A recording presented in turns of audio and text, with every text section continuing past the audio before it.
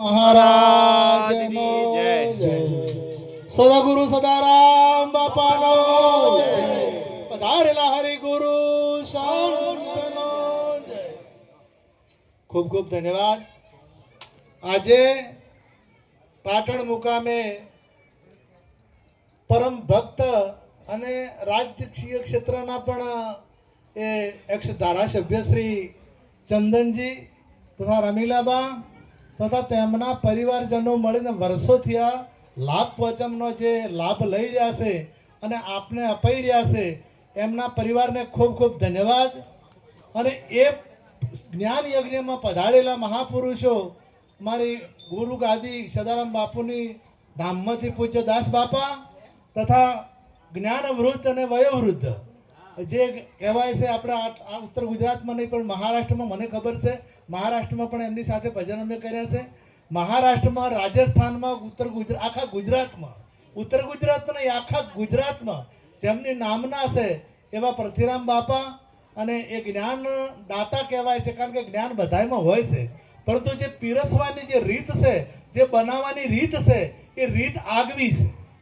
ઘઉં હોય પરંતુ જો બનાવનારી રોટલા બનાવનારી બરાબર ના હોય ને તો આપણને ભાવે ના. અને જો એવી બનાવનાર હોય તો ના ખાવા હોય તો વધારે ખવરાઈ જાય. એમ જે જ્ઞાનની રજૂઆત કરવાની જે રીત છે એ અજોડ છે. અને આજે લાભ પોચમ છે અને આ લાભ પોચમ એટલે તમને બધાને મળી છે. આ લાભ પોચમ છે. આ લાભ પોચમ જ છે. આ જે પોચ તત્વનું જે બનેલું છે ને એ લાભ પોચમ જ છે. ઓમાંથી તમારે જેટલો લાભ લઈ શકશો એટલો લઈ શકાશે. આ પોત તત્વનું જે પૂતળું છે આ પોત તત્વનું જે દેહ છે અને આ દેહ છે એ લાભ પોચમ જ છે. હવે આપણને આ વાત સમજાય ના. હમણાં ધનતેરસ ગઈ એટલે ઘણાને ધનતેરસ ના દાડે પેલા પૂજા કરી પૈસાની અને પછી તિજોરી ફિટ કરી દીધા. રોકડા મેલ્યા કોઈને સોનાના સિક્કા કોઈને ચોદીના સિક્કા અને આ પૂજા એને પૂજા ના કહેવાય. પૂજા વાને કહેવાય કે જે સારા માર્ગે વપરાય છે ને એને પૂજા કહેવાય. જે પરમાર્થના કાર્યમાં જે વપરાઈ રહ્યા છે એને પૂજા કહેવાય. અને કાળી ચૌદશ આવે પછી ટૂંકમાં કહી દઉં કાળી ચૌદશના આપણા નરકાસુર રાક્ષસે 16,000 સ્ત્રીઓને છોડાઈ હતી અને તમામે તમામ પરમાત્મા કૃષ્ણની ભક્ત બની હતી. તમામે 16,000 પત્નીઓને ભક્ત બની હતી. અને આ જે આપણી વૃત્તિઓ છે એ નરકાસુરના કબજામાં છે. વૃત્તિઓ અને નરકાસુર એટલે વિષયો અને જે વિષયોના ભોગ ભોગવે છે દારૂ હોય કે મોસાહાર હોય કે જુગાર હોય કે કોઈ પણ પોચ વિષય રૂપ રસ ગંધ શબ્દ સ્પર્શ આ કોઈ પણ વિષય છે એમાં વૃત્તિ જે ફસાયેલી છે અને એ વૃત્તિ નરકમાં લઈ જાય ને લઈ જાય.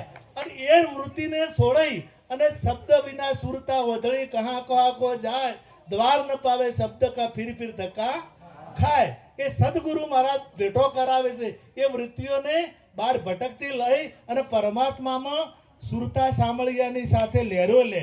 ત્રિવેણીના ઘાટે અનુભવની સાંભળિયાની સાથે રે સુરતા તો લહેરો લે છે. ત્રિવેણીના ઘાટે રે અનુભવની વાતો કહેશે. નવી દ્રષ્ટિ નવી સૃષ્ટિ સંત વચને અમૃત વૃષ્ટિ ત્રીજું લોચન ખોલ્યું રે સુરતા તો લેરો લે. આ ત્રીજું લોચન જે આપે નવી દ્રષ્ટિ જે આપે એ સદગુરુ મહારાજ આપે. અને એ સદગુરુની દ્રષ્ટિથી તે વ્યાપક પરમાત્મા છે. સર્વભૂત સ્થાનમ સર્વભૂતાની જ આત્માની ઈક્ષતે યોગ યુક્ત આત્મા સર્વત્ર સમદર્શિનમ. એ બધે પરમાત્માના દર્શન કરી શકે છે. આટલું કહી મારી વાણીને વિરામ આપું છું. ચંદનજીને ખૂબ તાળીઓથી વધાવો એમના પરિવારને. અને આજે બાપુ નતા બેસવાના તરત જતા રહેવાના હતા પરંતુ આ સભા જોઈ અને આ બધો માહોલ જોયો એટલે બાપુએ મને કીધું કે ના હવે બીજા પુરુષોને તમે આપજો અને હું બેસીશ. એ તિતિક્ષા હું સહન કરીશ. કારણ કે ભક્તો જો બેઠા હોય એ સંતનું હૃદય ખીલી ઉઠે. અને સંત હંમેશા દયાળુ હોય એટલે એક ભાવ કેવો કે કલાક પણ બેસવાની શક્તિ નથી. એ ટાઈમે તકલીફ હતી પણ હજી બેઠા છે ને હજી બેહવાના છે. બોલો પ્રતિરામ બાપાનો જય. દાસ બાપાનો જય. પધારેલા હરિગુરુ જય.